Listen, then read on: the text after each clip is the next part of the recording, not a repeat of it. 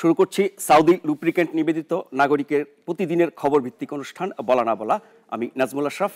আমাদের আজকে আলোচনার বিষয় নতুন সরকারের চ্যালেঞ্জ।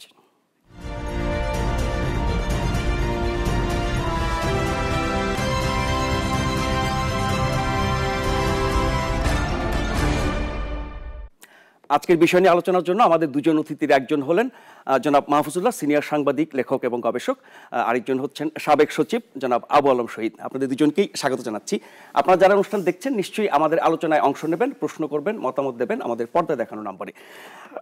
জনাব আবু আলম শহীদ, আপনাকে দিয়ে শুরু করতে চাই একটা কারণে, যে আমরা জানি যে যখন একটি সরকারের মেয়াদ শেষ হয়ে যায়, শেষ দিকে চলে আসে, তখন জনপ্রশাসনে বিশেষ করে সচিব পর্যায়ে বা ঊর্ধ্বতন যারা আছেন তাদের মধ্যে এক ধরনের আচরণের পরিবর্তন দেখা যায়। একটি সরকার বিদায় নিচ্ছে, আবার নতুন একটি সরকার আসছে, তার জন্য এক ধরনের পরিবর্তন দেখা যায়। অনেক রকমের খবর বের হয় আর কি, যে শেষ দিকে ওই সরকারের সাথে একেবারে গোটা মেয়াদে যেভাবে থাকেন সেভাবে না থেকে একটু যেন দূরত্ব রাখার চেষ্টা করে, আবার নতুন কারা সরকার আসছে তাদের কথা মাথায় রেখে তাদের আচরণটা বদলায়।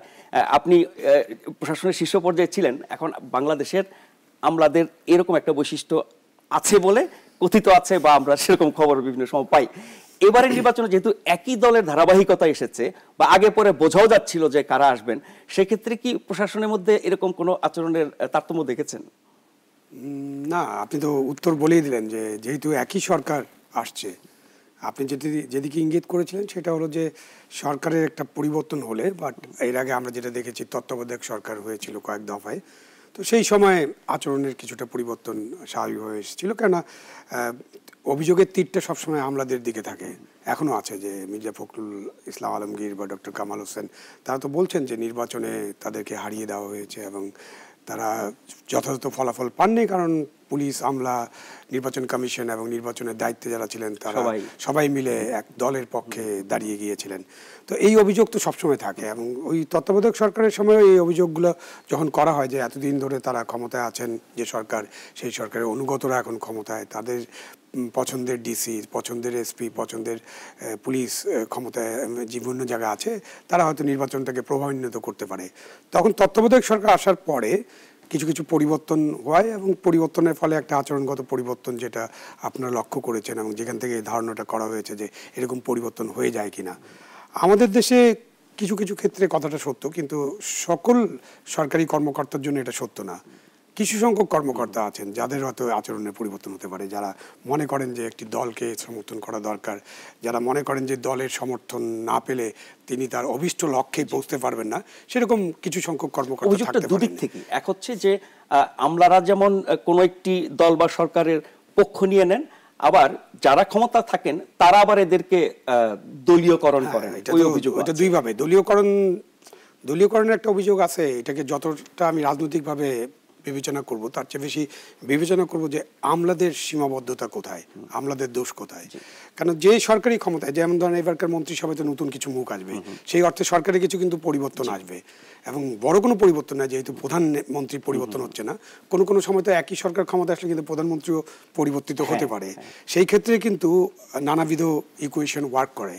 এইখানে যে দলীয়করণের বিষয়টা বলা হয়, এটার মূল দোষের ভাগিদার হবে আমলা যারা আছেন, শীর্ষ আমলারা। কারণ তারা যদি ওইটাকে চ্যালেঞ্জ করতে না পারেন, তাদের তো রাষ্ট্রের যে কাজ করার কথা, তারা তো রাষ্ট্রের কর্মচারী, গণকর্মচারী, দলের কর্মচারী না। সংবিধানের তাদের হুকুমে কাজ করার কোনো কারণ নেই। আপনি সংবিধানে পরিষ্কারভাবে বলা হয়েছে যে সকল সময় জনগণের সেবা করা প্রত্যেক সরকারি কর্মকর্তার বা গণকর্মচারী কর্তব্য হবে। এটা হলো অর্ডার। এখন তাদের হুকুম মতো কাজ করতে হবে। এখন তাহলে আপনাকে আমার বলতে হয় আমার নিজের অভিজ্ঞতা। আজকে আশরাফ সাহেবের মরদেহ আসছে, ওনার সাথে আমি কাজ করেছি। উনি আমার মন্ত্রী ছিলেন, লোকাল গভর্নমেন্ট মিনিস্টার হিসেবে, এবং উনি একজন সফল মন্ত্রী ছিলেন। আমি তো ওনার সাথে কাজ করেছি, আমি তো কখনো তার আদেশ কিছু পাইনি। আসলে সত্যি কথা বলতে, কোনো বিধি বহির্ভূত এবং বিধিমূলকও আদেশ পাইনি। কেন, যদি আমরা নথিতে তো সবকিছু লেখা হয়, এখন ওখানে মৌখিক আদেশ বা বিধি বহির্ভূত কোনো আদেশ দেওয়ার সুযোগ নাই, আমি তো তার কাছ থেকে পাইনি। সো আমি মনে করি আমার পিরিয়ডটা, বা আমি যতদিন যতবার সেক্রেটারির দায়িত্ব পালন করেছি, আমি এর আগের একজন মন্ত্রী ডক্টর আফসার আমার মন্ত্রী ছিলেন প্রাথমিক শিক্ষাতে, আমি কিন্তু ওনাদের কাছে পাইনি। তার মানে এটা নির্ভর করে যে আপনি আমলা হিসাবে কতটা সাকসেসফুলি আপনার দায়িত্বটা পালন করতে পারছেন। আপনাকে যদি ছোট্ট একটা উদাহরণ দেই, আমি যখন কাজ করতাম তখন দেখা যেত যে অন্য একটা মন্ত্রণালয়ে একজন পিওনের বদলেও মন্ত্রী সাহেবের কাছে নথি যাচ্ছে, মন্ত্রী সাহেব এটা পছন্দ করতে পারেন, ঠিক আছে, পছন্দ করতে পারেন এবং ওনারা করেন এটা। আমার সময় দেখা গেলো যে একজন অ্যাডিশনাল সেক্রেটারির অর্ডার হয়ে গেছে এবং উনি এখানে কাজে যোগ দেবেন, তো উনি অন্য একটা দায়িত্বে ছিলেন, তো উনি বিকালবেলা আস্তে আস্তে উনি একটু দেরি হবে। So she called me and বলছে স্যার আমি কী করবো, আমি যে তুমি ফ্যাক্সে তোমার ইয়েটা পাঠিয়ে দাও, কেন তার টেক ওভার মেক ওভার হচ্ছিল, উনি সমবায় ছিলেন, তো তুমি ফ্যাক্সে পাঠিয়ে দাও, ফ্যাক্সে পাঠিয়ে দিয়েছে, আমরা ওটাকে করে দিয়েছি। এই ঘটনা শোনার পর আমি আরেকজন সেক্রেটারির সাথে কথা বললাম যে তোমরা যে এটা করো কেন করো, আমার এখানে কী হয়, আসো এক কাপ চা খাও দেখে যাও। এবং আমি পরদিন নথিটা খোঁজার চেষ্টা করলাম, আমি বললাম যে নথিতে ওটা অর্ডার করা আছে ওটা কোথায়, তো ওটা খুঁজে টুজে পাওয়া যাচ্ছিল না তখন। তারপর যখন পাওয়া গেল তখন দেখা গেল যে ফ্যাক্সের উপর যে আমি অর্ডার করেছি ওইটার ভিত্তিতে আর কোনো নোট লাগেনি, তাকে দিয়ে দেওয়া হয়েছে, সে একটা অ্যাডিশনাল সেক্রেটারি। আমার পয়েন্টটা কি, আমাকে যদি মাননীয় মন্ত্রী তখন জিজ্ঞাসা করতেন, কোনদিন আশরাফ সাহেব করেন নাই বা ডাক্তার আফসারও করেন নাই, আমি বলতাম যে স্যার এই অর্ডারটা জনপ্রশাসন মন্ত্রণালয় থেকে হয়েছে এবং এই অর্ডারটা মাননীয় প্রধানমন্ত্রীর অনুমোদন আছে এবং উনি মন্ত্রিসভার আপনাদের নেতা, সুতরাং ওখান থেকে যে অনুমোদন আসছে সেটার জন্য আপনার কাছে আবার অনুমোদন নিতে হবে, এটা আমি ফিল করি নাই। তো এই ফিলিংসটা তো আমাদের থাকতে হবে যে আপনি কোনটা করতে পারেন কোনটা করতে পারেন না, কোনটার জন্য আপনি মন্ত্রীর কাছে যাবেন কোনটার জন্য যাবেন না, দুপক্ষের আচরণের উপর নির্ভর করে। মাহফুজ ভাইয়ের কাছে আসছি, তার আগে একজন ফোনে আছেন, কে আছেন কোত্থেকে, নাম বলে প্রশ্নটি করুন। হ্যাঁ, আমি শামীম বলছি ঢাকা থেকে। জি জি বলেন। আমার প্রশ্নটা হলো একাদশ জাতীয় সংসদ নির্বাচনে জি সরকারের জয় এবং পরাজয়ের রাজসাক্ষী কি নির্বাচন কমিশনের দায়িত্ব নিয়োজিত প্রিজাইডিং অফিসাররা কিনা, এবং এরাই কি সরকারের চ্যালেঞ্জ কিনা। আমি এই জন্যই বলেছি কারণ আমাদের টকশোতে প্রত্যেক সরকার দলীয় বিরোধী দলীয় সাংবাদিকরা বিভিন্ন সুশীল সমাজ সরকারের নিরঙ্কুশ বিজয়, কেউ বলছে পরাজয়। আমি মনে করি এইসব আলোচনা তারা না করে তারা তাদের প্রত্যেকের অ্যাঙ্গেলে প্রত্যেকটা প্রিজাইডিং অফিসারদেরকে খোঁজ দিলে নির্বাচনে কিভাবে কি হয়েছে এই জিনিসটা জানতে বলে এরা বোঝা যাবে আসলে কি এরা সরকারের জয় পরাজয়ের রাজসাক্ষী কিনা। জি ধন্যবাদ আপনাকে।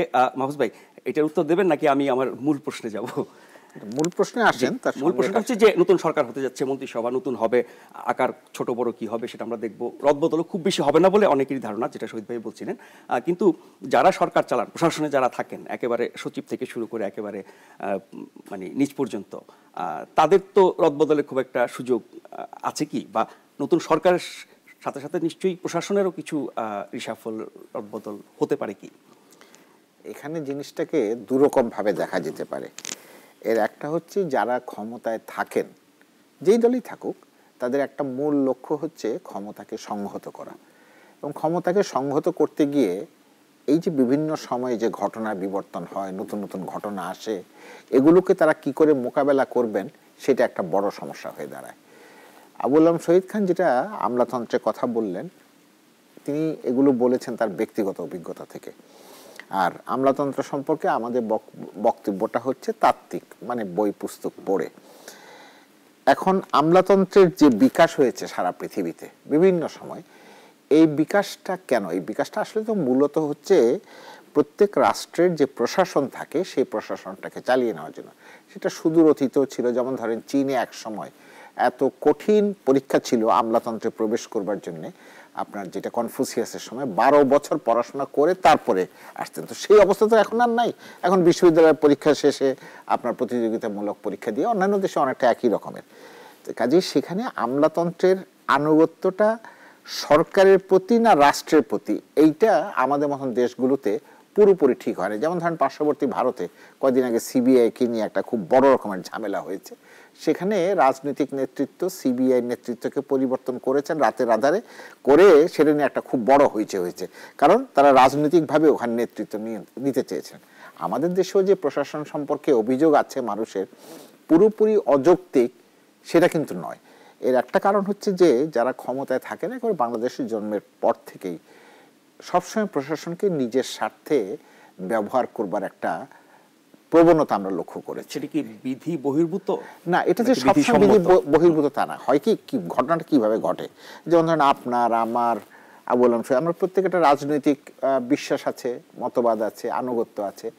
যখন যে সরকার ক্ষমতায় আসেন তারা চেষ্টা করেন আমলাতন্ত্রের মূল যে পদগুলো, মানে সচিব বা এখন তো সিনিয়র সচিবও করা হয়েছে, এই সব জায়গায় তাদের পছন্দের সবসময় যে আবার এটা আরো রাজনৈতিক আনুগত্য তা না। আমি বহু মন্ত্রীর কথা জানি যোগ্যতার বিচারে হয় না না, যে একেবারে মন্ত্রী হয়েছেন, হয়ে তাকে পছন্দ হয়েছে যে ওকে আমার পছন্দ, ব্যক্তিগত পছন্দ, হ্যাঁ সেটাও আছে, সেটাও কাজ করে, কিন্তু একেবারে করে না তারা। মন্ত্রী যদি চান, মন্ত্রী চাইলে তার সেক্রেটারি হিসাবে বা তার প্রাইভেট সেক্রেটারি হিসাবে, তার মানে ইনফরমেশন অফিসার হিসাবে, পার্সোনাল অফিসার হিসাবে তার পছন্দের লোকজনকেই কিন্তু সাধারণত নিয়োগ দেওয়া হয়। সেই ক্ষেত্রেও কিন্তু আবার কিছু কিছু ক্ষেত্রে কিন্তু রাজনৈতিক ব্যত্যয় ঘটে। আমি এমনও আমলাদের কথা জানি যারা এক সরকারের অধীনে মন্ত্রীর হয়তো সঙ্গে কাজ করেছেন, কিন্তু দেখা গেছে যে তিনি ভিন্ন রাজনৈতিক মতে, কিন্তু এগুলো চাকরি, এইখানে চাকরির সৌন্দর্য।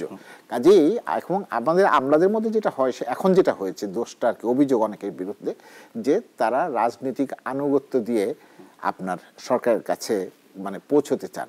আর আরেকটা সমস্যা, এটা আমাদের স্বীকার করতে হবে, স্বীকার করলে আমরা আমাদের মন্ত্রী যারা হন, সরকারের যে নিয়ম কানুন আছে সেটা দেখেন খুবই ছোট, বললে হয়তো অনেকে অপমানিত বোধ করবেন, এমনকি ফাইল কি করে লিখতে হয় সেটাও কিন্তু আমাদের মন্ত্রীর ক্ষেত্রে এটা হতে পারে। হ্যাঁ, পুরনোদের ক্ষেত্রে অনেকের ক্ষেত্রে ঝামেলা আছে, আইন কানুন জানার ব্যাপার আছে, কারণ এরা যেই পরিমাণ আইন কানুন শেখে এবং জানে, এটা আমি তো মনে করি যে আমাকে ওখানে বসিয়ে দিলে আমিও হয়তো অনেক সময় ভেবাচাকা খেয়ে যাব, কারণ আমরা তো দিনের অভিজ্ঞতা থেকে একটা দিয়ে একটা কলমে খোঁচা দিয়ে সবাই বলে যে ইচ্ছা করলে অনেক জিনিস আটকে দেওয়া যায়। কাজে এটা হচ্ছে আর কি, আমি সেজন্য বলি যে সরকারকে, যে কারণে যেহেতু সরকার যতদিন ক্ষমতায় থাকেন, সরকারের একটা লক্ষ্য থাকে তার ক্ষমতাকে সংহত করা, ক্ষমতাকে টিকিয়ে রাখা এবং ভবিষ্যতেও মেয়াদ শেষে ক্ষমতাতে আবার ফিরে আসা।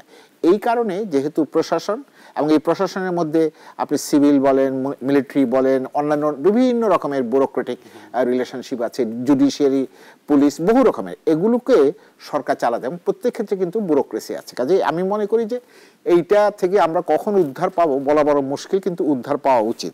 আর ওই ভদ্রলোক যে প্রশ্নটা করেছেন, ওই প্রশ্নের আগে সাপ্লিমেন্টারি আছে, সাপ্লিমেন্টারিটা হচ্ছে যে আপনি বলছিলেন যে কি বলে ক্ষমতা সুসংহত করা, টিকিয়ে রাখা এবং ফিরে আসা। টিকিয়ে রাখা পর্যন্ত ধরলাম, ফিরে আসার ক্ষেত্রে আমলা সচিবদের কি ভূমিকা? এটা তো সেই কারণে ওই যে ভদ্রলোক প্রশ্ন করেছেন ওইটা সম্পর্কিত আর কি, যে উনি বলেছেন না যে ভোট কি হয়েছে প্রিজাইডিং অফিসারদেরকে জিজ্ঞাসা করলে হয়, ওই ঝামেলাটা হয় ওখানে। এবং আমাদের দেশে বিভিন্ন সময় বিভিন্ন নির্বাচনে প্রশাসন কি ধরনের ভূমিকা পালন করেছেন সেটা এখানে বিস্তৃত আলোচনা করা তো সময় নাই, কিন্তু এটা মোটামুটি ধরেন সবাই জানে দেশে বিদেশে কি ঘটেছে। এবার অনিয়ম হয়তো অনেক বেশি হয়েছে, এটা জানেন, এবং এই অনিয়মগুলো কিন্তু সম্ভব হয় আমলাতন্ত্রের মাধ্যমে, অন্য কোনোভাবে সম্ভব না। আমার আপনার পক্ষে গিয়ে এটা সম্ভব না, মানে এতে যেটা হয় আর কি সমস্যাগুলো। আর এখানে যে প্রিজাইডিং অফিসার তো ভয়ে কোনো কথা বলবেন না, তাকে যদি জিজ্ঞাসা করা হয় যে ভাই কি ঘটেছে, আর অধিকাংশ ক্ষেত্রে যেহেতু তারা চাকরি করেন, এটা করেন, সকলেরই তো আমাদের সীমাবদ্ধতা আছে, সবাই তো আর বিপদের মুখে, মানে যেটা বলে যে শত্রু গোলার মুখে প্রাণ দেওয়ার নাম বীরত্ব না, তো অনেকে সেই বীরত্বের পথে যাবেন না, যারা মনে করেন যে ভাই আমার দরকারটা কি, একটা নির্বাচন হয়েছে যা খুশি হোক, আমার তো জীবন এবং চাকরিটা রাখতে হবে। জি, আমরা বোকাইয়ের একটা প্রশ্ন শুনবো, উত্তরটা নেব বিরতির পর। শুনি বোকাই কি বলতে চায়। আমি জানতে চাইছিলাম কি নতুন সরকারের সামনে কি কি কঠিন কাজ আছে, তা তো আপনারা জানেনই, আমার কি কি কাজ কঠিন হইতে পারে? হ্যাঁ, বোকাইয়ের জন্য কি কাজ কঠিন হতে পারে, মানে বোকাই যদি অতি সাধারণ মানুষের প্রতিনিধিত্ব করে তাহলে তাদের জন্য কি কঠিন হতে পারে নতুন সরকারের জন্য, সেটা আমরা জানবো। একজন দর্শক আছেন ফোনে, ফোনটা নিয়ে আসছি। কে আছেন কোত্থেকে? হ্যালো, আসসালামু আলাইকুম। ওয়ালাইকুম আসসালাম। আমি কামরুজ্জামান লাবলু, নাটোরের লালপুর থেকে বলছি। জি বলেন, আপনি আমাদের নিয়মিত দুজন অতিথির কাছে আমার প্রশ্নটা, জি। সেটা হচ্ছে প্রধানমন্ত্রী শেখ হাসিনা আমরা গ্রামে গঞ্জে জানি যে কথা বলে সেই কাজ করে ছাড়ে। তিনি নির্বাচনী ইশতেহারে ঘোষণা করছেন দুর্নীতিকে এবার জিরো টলারেন্স নীতি অনুসরণ করবেন তিনি। তার এই ঘোষণার উপর শেখ হাসিনার উপর, মাননীয় প্রধানমন্ত্রীর উপর দুইজন আলোচকের আস্থা ও বিশ্বাস আছে কিনা তিনি এই কাজটা করতে পারবেন? হ্যাঁ, ধন্যবাদ আপনাকে। শহীদ ভাই, আপনি আগে বলেন, এই দুর্নীতির ব্যাপারে জিরো টলারেন্স, অনেকগুলো অর্জনের লক্ষ্য আছে, যেগুলোর কিছু ধারাবাহিকতা, কিছু হচ্ছে আপনার অনেকটা নতুন চ্যালেঞ্জের মতো। বাংলাদেশের যে প্রশাসনিক ব্যবস্থা বা সামগ্রিকভাবে যে রাষ্ট্র ব্যবস্থা, তাতে করে দুর্নীতি কমানো যেতে পারে, কতটুকু কমানো যেতে পারে সেটা নিয়ে হচ্ছে প্রশ্ন। না, দুর্নীতির ব্যাপারে জিরো টলারেন্স হচ্ছে একটা বক্তব্য, জি, জিরো টলারেন্স। মানে জিরো টলারেন্স মানে আমি একদমই সহ্য করব না এটা। কিন্তু উনি যেটা জিজ্ঞাসা করছেন যে আস্থা আছে কিনা, অবশ্যই আস্থা আছে, কারণ উনি তো একটা ঘোষণা দিয়েছেন এবং উনি এখন মাননীয় প্রধানমন্ত্রীর দায়িত্ব গ্রহণ করবেন এবং উনি নিশ্চয়ই তার যে প্রতিশ্রুতি সেটা পূরণের চেষ্টা করবেন। এখন আমরা টেকনিক্যালি যদি বিষয়টাকে দেখি যে দুর্নীতির বিষয়ে জিরো টলারেন্স আর দুর্নীতি একেবারে উচ্ছেদ করা, দুটোর মধ্যে একটা তফাৎ থাকতে পারে। উচ্ছেদ তো সম্ভব না। এই দুর্নীতি একেবারে নির্মূল করা বা উচ্ছেদ করা, মানে এই সব শব্দ খুব নেগেটিভ, বাট দুর্নীতির ব্যাপারে এই নেগেটিভ শব্দ ব্যবহার করার সাথে কোনো উপায় নেই। কারণ দুর্নীতি এমন একটা বেদি, হ্যাঁ দুর্নীতি এমন একটা বেদি যে এটা তো আসলে কারোই সহ্য হওয়ার কথা না। এবং মানে নিরীহ জনগণ, মানে কোটি কোটি মানুষের সাফারার যারা দুর্নীতি করে তারা কিন্তু ওই সংখ্যায় স্বল্প, সংখ্যায় স্বল্প মানুষ দুর্নীতি করে, তারা বদনাম সবার হোক, বাট সংখ্যায় স্বল্প মানুষ কিন্তু ক্ষতিগ্রস্ত হয় কোটি কোটি মানুষ। সেজন্য এখানে তো অবশ্যই কিছু করতে হবে, না করার কোনো বিকল্প নাই। এখন আপনি দুর্নীতি ধরেন, এখন যদি আপনারা চিন্তা করেন যে দুর্নীতি একটা থ্রেশহোল্ড জায়গায় আমরা পৌঁছতে চেষ্টা করি। আমি যখন কাজ করছিলাম, আমার উদাহরণ দিচ্ছে এই জন্য যে এই দুর্নীতির ব্যাপারে জিরো টলারেন্স, এটা ওয়ার্ল্ড ব্যাংক একসময় আমার সাথে কথা বলছিল এবং ওই প্রতিশ্রুতি আদায়ের চেষ্টা করেছিল। তো আমি বললাম যে আই এম সরি, আমি এই প্রতিশ্রুতি দিতে পারছি না। তখন ওয়ার্ল্ড ব্যাংকের আমাদের পদ্মা প্রজেক্ট থেকে সরে গিয়েছে, তাদের কাছে ৩,০০০ কোটি টাকা ছিল আর কি বাংলাদেশকে দেওয়ার জন্য। তো আমাকে তারা দিতে চায় ২,০০০ কোটি টাকার বেশি। সো আমি এই টাকাটা নিতেও চাই, কিন্তু তারা আমার কাছে এই প্রমিসও চায়। তখন আমি তাদেরকে বললাম, তাদের কান্ট্রি রিপ্রেজেন্টেটিভ এবং সেই মহিলা ছিলেন খুবই দুর্দান্ত এক মহিলা, তো তিনি আমাকে বললেন যে তুমি দুর্নীতির ব্যাপারে তোমার স্ট্যান্ড বলো, যে তুমি কী করবা। তো আমি তাকে বলেছিলাম, দেখো আমি দুর্নীতি কমানোর চেষ্টা করব এবং খুবই কঠোরভাবে চেষ্টা করব। আমি তোমাকে বলতে পারি যে আমরা 90% অ্যাচিভ করতে পারবো, এটা হলো থ্রেশহোল্ড, মানে একটা জায়গায় পৌঁছার চেষ্টা করি 90%। তবে আমি তোমাকে বলতে পারি যে তারপরে 1% বা তারপরে আরও 2% এটা করতে কিন্তু কয়েক বছর লেগে যেতে পারে। ইভেন তোমরা আমেরিকায়, কানাডায়, অন্য দেশে এটা করতে পারো নাই। সুতরাং দুর্নীতি পুরোপুরি উচ্ছেদ করা মানে জিরোতে আনা সম্ভব হবে না, বাট আমরা দেখতে চাই যে দুর্নীতির সহনীয় মাত্রা বলবো না, বড় বড় দুর্নীতি এবং দুর্নীতি যেসব মানুষকে ক্ষতিগ্রস্ত করে সেগুলো বন্ধ করা। সে ঘুষ দুর্নীতি তো আসলে বন্ধ করতে হবে, কতটা বন্ধ করা যায় এবং সেখানে একটা কঠোর পদক্ষেপ নিতে হবে।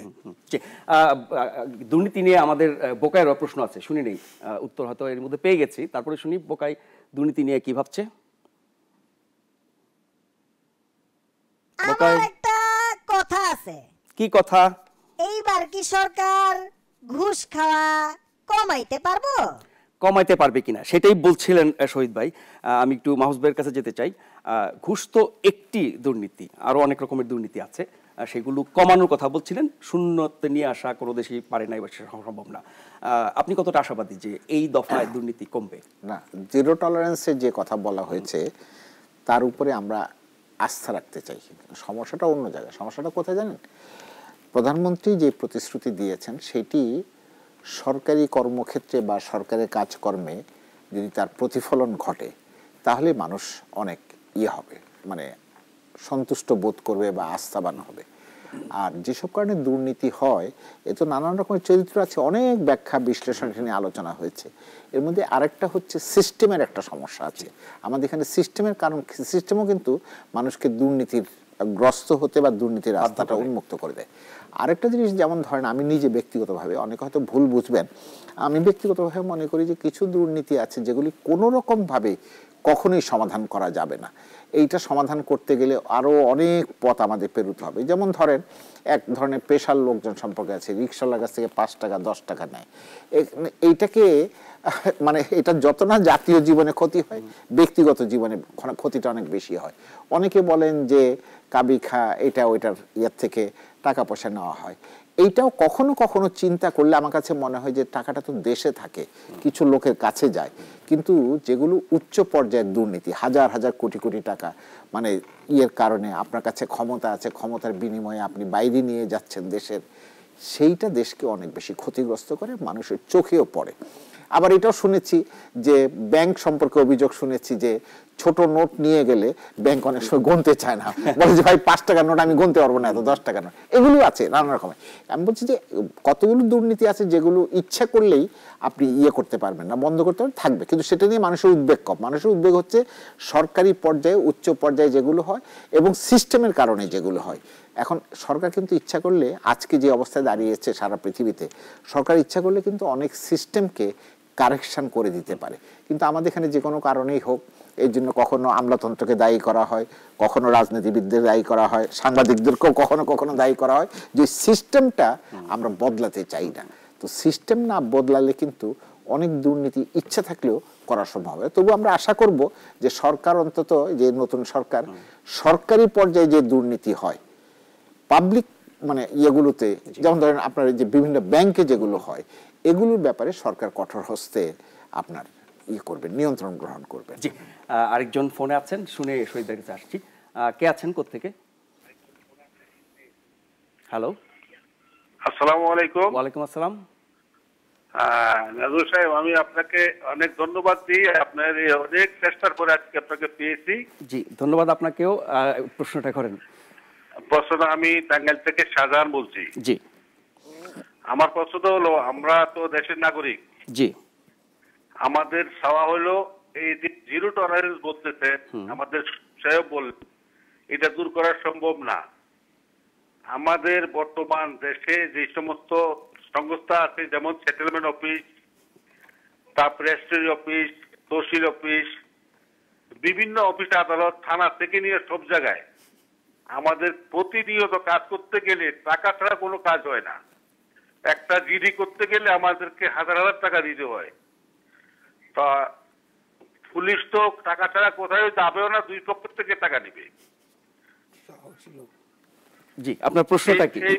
এই ব্যাপারে আমি বলতেছি, আমাদের সরকার তো আমাদের প্রচুর পরিমাণে বেতন দিচ্ছে।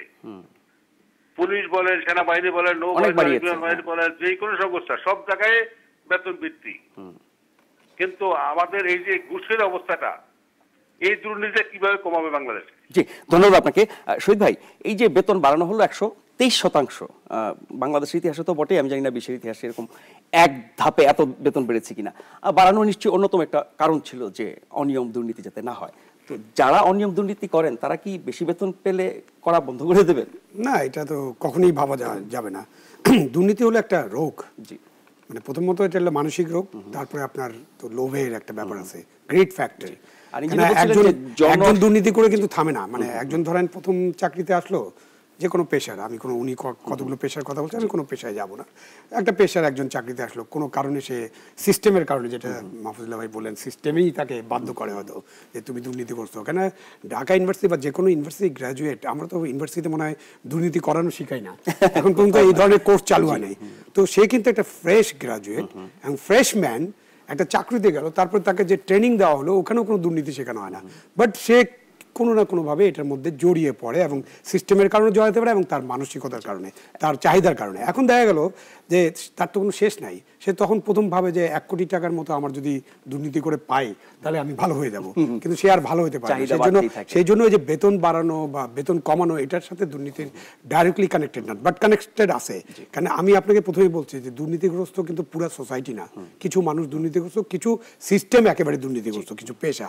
কিন্তু এই জায়গাটা কেন বদলানো হয় না? সিস্টেমটাকে, এই যে যেটা জিডির কথা বললেন, আমার মনে হয় জিডির ব্যাপারে তো সরকার একটা ব্যবস্থা করতেই পারে, যে পুলিশ সুপারের অফিসে যদি তারা একটা ডিজিটাল জিডি নেওয়ার ব্যবস্থা করে, তাহলে তো আর তাকে তাকে থানায় যেতে হবে না, এসআই সাহেবকে কোনো টাকা, জনসেবা সংক্রান্ত থাকলে আপনি এসপি সাহেবের কাছেই জিডিটা দিয়ে দিলেন, এবং কোন থানায় যাচ্ছে সেই থানায় কানেক্টিভ করে দিতে পারেন। আমরা তো অনেক বেশি ডিজিটাইজ করেছি এখন, আমরা যখন ভোটে ইভিএম ব্যবহার করার চিন্তা করি, তাহলে আমরা এটাও তো করতে পারি। তাহলে হয়তো এইরকম ছোট ছোট বিষয় আছে যেখানে টেকনিক্যাল কিছু ডেভেলপমেন্ট করলে, যেমন ই টেন্ডারিং যদি আমরা খুবই স্বচ্ছতার সাথে করি, তাহলে কিন্তু টেন্ডারবাজি এবং টেন্ডার নিয়ে যে মারামারি হবে সেটা কিন্তু বন্ধ হবে। মানে এটা কিন্তু ভালো সিস্টেম চেঞ্জ করা হয় না আমলাতন্ত্রের স্বার্থে, এটার সাথে আপনি কত একমত?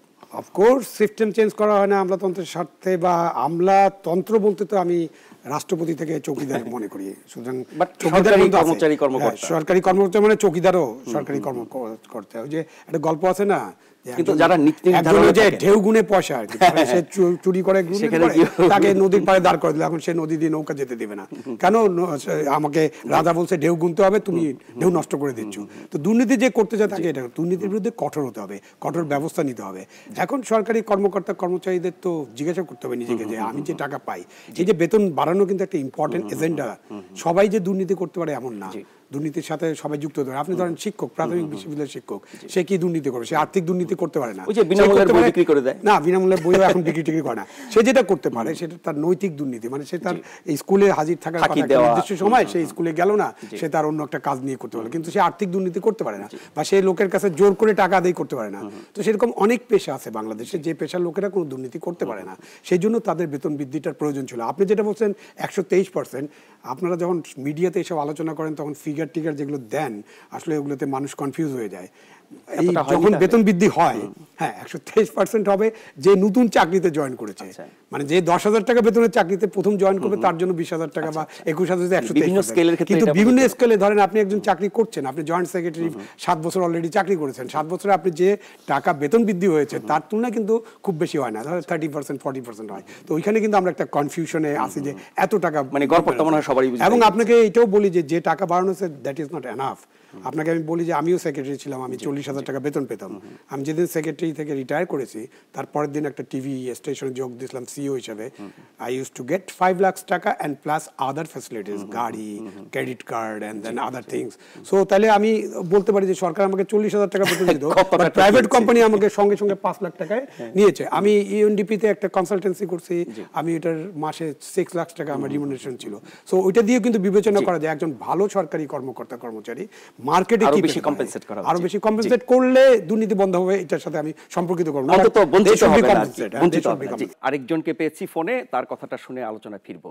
কে আছেন, কোত্থেকে? আসসালামু আলাইকুম। ওয়ালাইকুম আসসালাম। আমি রাজবাড়ী থেকে বলছি। জি, নামটা? জি জি, আমার নাম ফকির আব্দুল জব্বার। প্লিজ।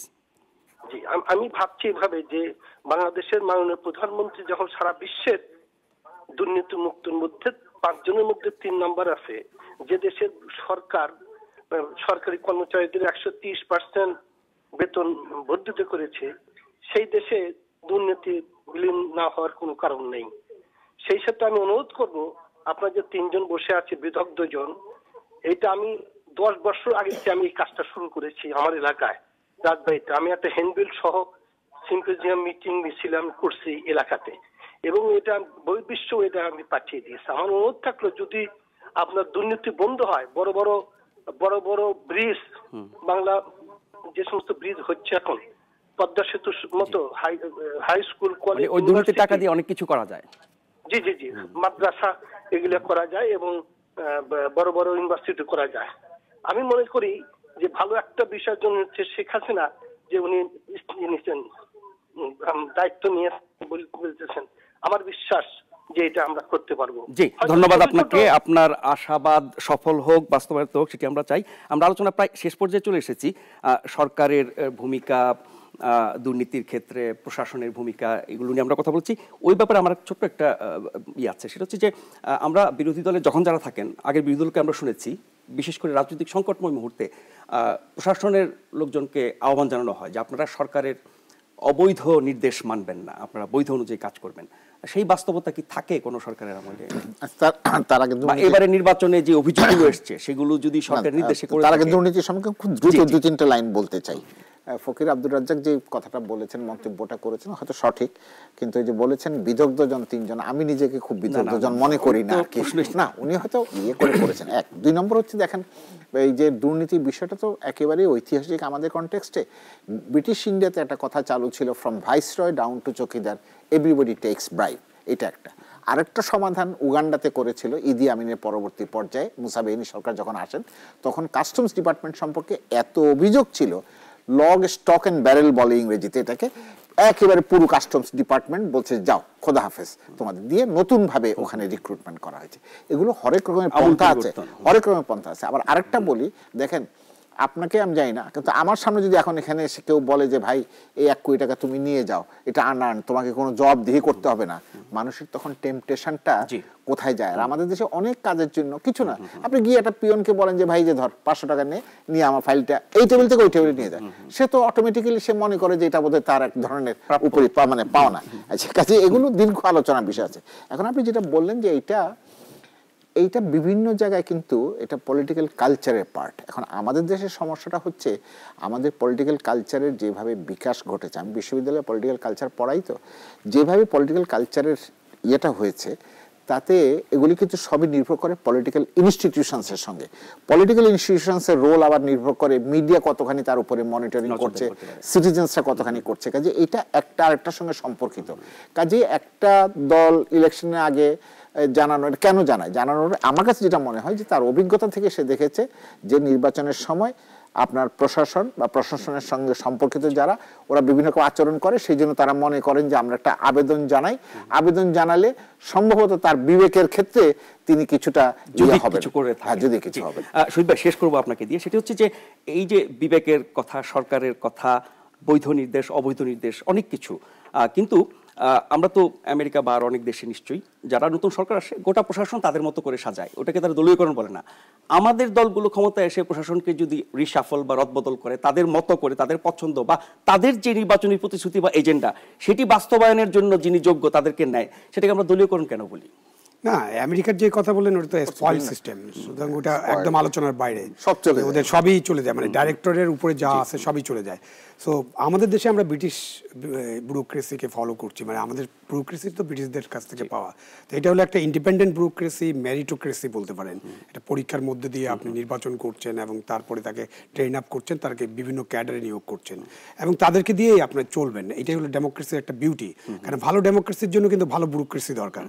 যদি হারা যায়, যেমন দুর্নীতির সাথে সম্পর্কিত হলো সুশাসনের ব্যাপারটা, কিন্তু সুশাসন যদি আপনি নিশ্চিত না করতে পারেন তাহলে দুর্নীতির বিরুদ্ধে যে জিরো টলারেন্স বলেন আর দুর্নীতি আমি নির্মূল করবো এটা বলেন, এটা সম্ভব হবে না। সুতরাং প্রথমে সুশাসন নিশ্চিত করবে এবং সুশাসনের শর্তে হলো তাহলে দুর্নীতি থাকবে না। তো এই যে আপনি ব্যুরোক্রেসিতে যখন চেঞ্জ হয়, সেটাকে যখন বলা হয় দলীয়করণ, এটা একটু পুরো জেনারেলাইজেশন, এটা ঠিক ওইরকম জেনারেলাইজেশন হয়ে যায় যে আপনি সকলকে তখন দলীয় ভাবতে চান। আপনি রিক্রুটমেন্টের ক্ষেত্রে দেখেন, আপনি যে এখন যারা সচিব আছেন তাদের অনেকেই 1982-তে রিক্রুট, 83-তে, 84-এ, 85-এ, তো এটা তো জেনারেল সাদের সময় রিক্রুট। এবং তারপরে বেগম খালেদা জিয়া যখন প্রধানমন্ত্রী ছিলেন তখন তো অনেক রিক্রুট হয়েছে, বিভিন্ন সময় রিক্রুটমেন্ট হচ্ছে। এটা হয় কি যে এই ব্যক্তিটি, মানে এই ব্যক্তিটির অনেকের কাজকর্ম এমন হয়ে যায়, তারা এমন আচরণ করেন এবং এটা মানুষের সামনে এতভাবে প্রকাশিত হয়, তখন মানুষ মনে করে যে এই লোকটা অফিসার না বা কর্মকর্তা না, এটা প্রজাতন্ত্রের কর্মকর্তা না, এই দলীয় কর্মকর্তা। এবং ওই যে হবনবিং উইথ পলিটিক্যাল এলিমেন্টস, আপনি এমনভাবে আপনার আচরণ করতে শুরু করলেন একেবারে চাকরের মতো, যখন মানে কর্মচারী না হয়ে আপনি ভৃত্য যখন হয়ে যান, গৃহভৃত্যের মতো, আমরা গৃহপালিত বলি না, ওই যে বিরোধী দল, আপনি যখন গৃহপালিত ভৃত্যের মতো বা গৃহভৃত্যের মতো আচরণ করেন তখন মানুষ কনফিউজ হয়ে যায়। সেই জায়গাতেই আমরা সরকারের কমিটমেন্ট চাই, যেটা বলছিলেন চ্যালেঞ্জ না, ওইখানে একটা সরকারের বড় চ্যালেঞ্জ আছে। সরকার যদি সুশাসন নিশ্চিত করতে চায়, সরকার যদি গণতান্ত্রিক প্রতিষ্ঠানগুলোকে গড়ে তুলতে চায়, সরকার যদি দুর্নীতিতে জিরো টলারেন্স করতে চায়, বা যেটাই 33টি যে বিষয় মাননীয় প্রধানমন্ত্রী বলেছেন যে উনি এগুলো করতে চান, তাহলে কিন্তু তাকে ব্যুরোক্রেসিকে স্ট্রং করতে হবে। নিশ্চয়ই আমরা সেটি আশা করব নতুন সরকারের কাছে। এক লাইন, ওই যে মানে তো বললো, আবার ব্যুরোক্রেসিরও কিন্তু একটা নিজস্ব ডাইনামিক্স আছে। নিশ্চয়ই আমাদের দর্শকদের অনেকেই ইয়েস মিনিস্টার যে ছবিটা টেলিভিশন দেখা, ওটাও দেখেছেন। না, তাদেরকে চেঞ্জ হতে হবে। কি করে। ধন্যবাদ আপনাদের দুজনকেই, অসংখ্য ধন্যবাদ আপনাদেরকে যারা ছিলেন। দেখা হবে আবারও ভিন্ন বিষয় এবং অতিথি নিয়ে। সে পর্যন্ত সবাই ভালো থাকবেন এবং অবশ্যই নিরাপদে থাকবেন।